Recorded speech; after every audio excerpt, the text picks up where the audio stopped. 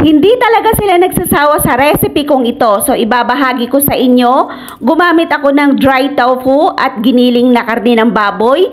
So, minarinate ko na po ito. Nilagyan ko ng dry mushroom at ilalagay ko doon sa loob ng dry tofu. Ayan, tinanggalan natin yung pinakaibabaw niya at tinanggalan ko na rin yung nasa loob niya.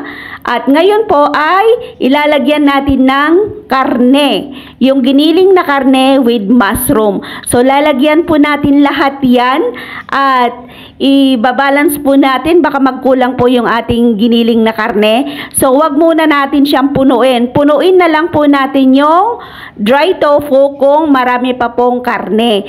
So, ilalagay po natin lahat yan. Nag-i-enjoy talaga ako magluto dito sa Hong Kong kasi more on steam. Talagang hindi sila mahilig sa prito. Yung mga iba't ibang putahe na sinesend ni amo sa akin at ginagaya ko naman, eto, sineshare ko na po sa inyo. Sana po ay nagugustuhan nyo at marami pa po akong isi-share sa inyo na mga luto ko dito.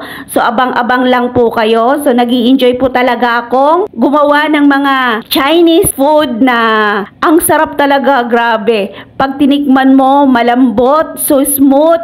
Hindi siya tulad ng pagkain natin na puro fry. Masakit sa gilagid pag kinain. Dito talagang mafe-feel mo talaga yung smoothness at saka yung healthy yung mga pagkain. So, ayan po, maghihiwa tayo ng ating spring onion at ilalagay na natin dyan, sprinkle natin dyan bago natin i-steam. I-steam lang po natin ng 7 minutes. So, mamaya papakita ko sa inyo yung finished product natin. So, yummy. So, sana po ay nagustuhan nyo yung recipe natin for tonight. Ito po yung magiging dinner nila at lagi ko pong ginagawa ito. Ngayon po, nakuhanan ko ng video at isi-share ko po sa inyo. Ilalagay ko po sa description mamaya yung ating mga ingredients at procedure. Basahin nyo na lang po doon sa description dahil andun po yung mga procedure na binibigay ni amo sa akin. Galing din po ng YouTube yan, ng Facebook yan. So, isinishare ni amo sa akin.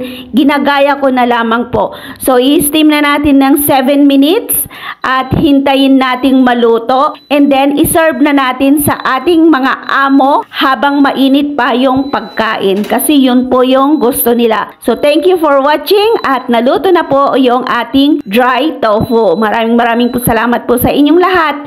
Sharing is caring.